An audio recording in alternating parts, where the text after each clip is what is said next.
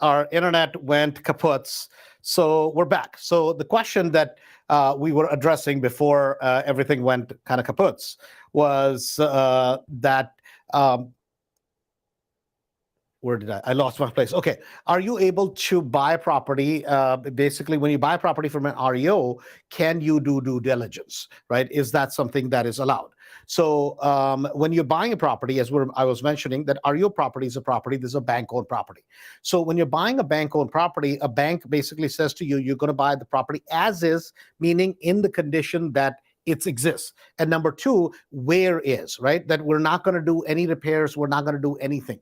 Now, when you sign a contract with a bank where you're saying, I'm buying the property as is and where is, and you sign off on that, what that means is you're not going to ask the bank to do any repairs. Now, that does not say anywhere in the contract that you cannot do a inspection, right? So inspection is always allowed. So your due diligence is always allowed. Your inspection is always allowed. Now, unless the contract says specifically that I am waiving my right to do an inspection, right?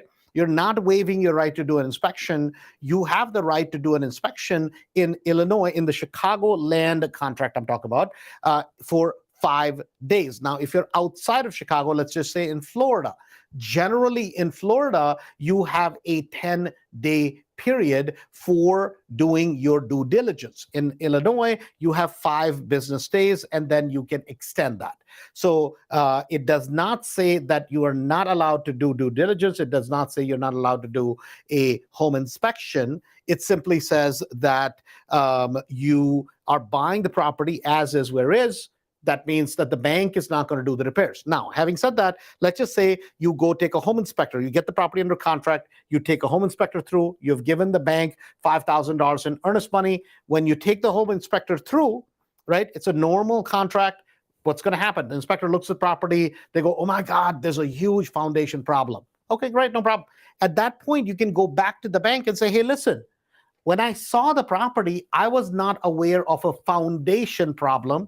And hence, either you can decide to cancel the contract based on the inspection, or you can say, hey, no, you guys need to lower the price by $15,000, $10,000. And the bank has the right to say yes, no, right? If they say no, you cancel the contract, you get your earnest money back. Why? Because you had preserved the right to do an inspection. You just said, I'm going to buy it as is, where is. But did you know there was a foundation problem? No. Now, what you can't say is, let's just say if there is a hole in the roof and you see the hole in the roof, you go there. Now, you can't go over there and look at a visual thing that's a hole in the roof and then just say, well, I didn't know about it. Well, what did you not know? It was visible to you, right? A foundation thing, maybe a defect, that may be a latent defect that is not visible to you. So until an inspection is done, you may not know about it. So it's perfectly fine. But the bank is going to come back, and if there's a genuine problem. We've had properties where there were some genuine problems the bank wasn't aware of. They're like, hey, we're selling the property as is. We're talking to them, hey, listen, here's a report that actually shows there is a genuine problem. So the bank will come back and say, well, Andrew, I'm not going to give you a $15,000 discount. I'm going to give you a $10,000 discount. Then it's up to me to decide whether I'm going to buy the property or not. So that is something that is important. You can keep that in mind whenever you're buying a bank-owned property. So the next question, when making an offer, how do I sweeten the deal? What do I do as an investor from other offers? Well, I mean, there are a few different things. Number one, I always suggest work with the listing agent. Let them do the deal. They know the most about it. That's what we would suggest to you. Number two, right? If you can make a strong offer, meaning you're not going to basically offer $500, $1,000, $5,000, offer a good amount of earnest money, right? But also make a offer where you have done your homework, right? If you see a lot of competition, then make a good offer, right? If you really want the property, then if you make a good, strong offer, you have a higher chance. Next thing is going to be is financing, right? So it's not always the highest price that wins. It's a lot of times it's based on, are you cash? Can you show proof of funds? Can you show actual money in the bank? Have you taken the time to build a rapport with the listing agent to be able to make sure that they basically vouch for you for the bank, right? So if we're working with an REO agent, if I know the REO agent, I'm always going to try to take the time to build rapport with them, so the REO agent goes, hey, no, I have this guy, Andrew, I know he always closes. So if I'm working with, let's say, Ryan Smith, to use an example, right? He knows that if we say something, we're going to do it, we're going to follow through, whether it be for me, myself, whether it be somebody from Mastery. We are people that follow through, so that they know that it's, hey, you're not going to just cancel out at the last minute. So it's important. Now, a perfect example of that is recently I just bought a property where there were a bunch of people interested in the property. Miss Rose was representing me, so she was not the listing agent, but Miss Rose took the time to build a good rapport with the listing agent, right? And so they had an offer already, and that offer fell through. So the next thing, because Miss Rose had still built a rapport with the listing agent, guess what ended up happening? I ended up getting the property as a default, even though I was not the only person in line, and there were some other people that would have paid more. But my offer was very strong. I had a good amount of earnest money. I had cash proof of funds I was showing. It was a short sale, so I was buying the property in my personal name because more chances of it getting accepted rather than buying an LLC. So I had to buy it in my personal name, then move it to an LLC, right? I wasn't saying that I'm going to live in the property, so it's not like I was factually being incorrect, but still, I did every single thing. We had the contract, we had the proof of funds, we had all the documents, every single thing, all done with a copy of the check, showing to the listing agent that, hey, we have our ducks in a row. We're ready to go. We're not going to do any inspection. We're waiving all contingencies. Boom, we're ready to go. Now, unless you're that confident, right, don't go waive your contingencies. Don't go do that. But obviously, I felt confident enough to do that. Hence, that's what I did. So hopefully that answers the question. And I mean, if you're from Mastery, if we can assist you in reaching out to the listing agent, if we know the listing agent, right, we're happy to help you with that process if you are from Mastery. So that's how I would present a good, strong offer. Now, what's the next question? The next question is, a wholesaler wants to make $35,000. Is that fair? I'm buying the home for $180,000. Guys, listen, to me as an investor, I don't care, right? If I'm wholesaling a property, why would you care how much I'm making, right? I just bought a property literally the other day where the wholesaler made $50,600 or so on that one deal. One deal the wholesaler made. Good for them, right? They did a great job negotiating that particular deal. So I'm happy for them. I bought another property where the wholesaler, I think, made $24,000 or something like that.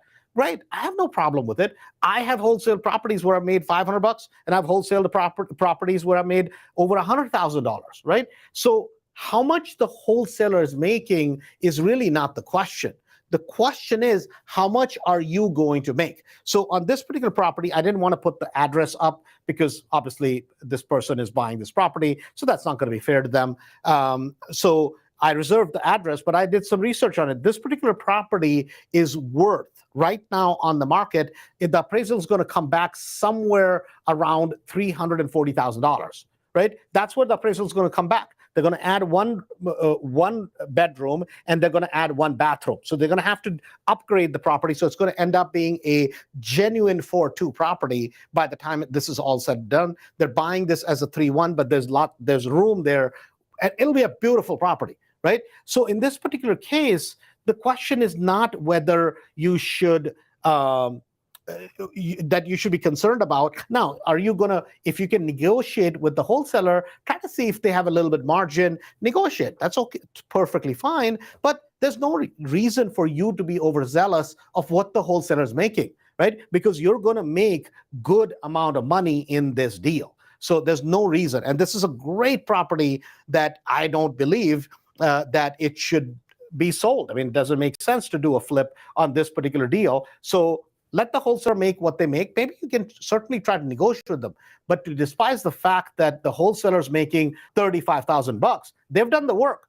And if you don't think it's a fair deal, then you don't have to buy the property and you can renegotiate. But I never have a problem as to how much the wholesaler is making. Good for them. So if they're doing a great job negotiating, finding great deals, wonderful. right? Anybody in Mastery would love to buy this particular property with the numbers the way they look. So, I don't think you should pay attention to what the wholesaler is making. I think you should look at what you're going to make. How much is that property worth to you? And this property every single month, I can guarantee you every single month it'll net cash flow on a midterm rental somewhere around $1,500 net after all expenses every single month, and you're not going to have a dime in the deal. So please do not pass this property up. So, okay. I think that is it. So we covered 4 questions. Number 1 was, where do I get the funding? Number 2 was due diligence. Number 3 was when making offers. And number 4 was, how much does the wholesaler make?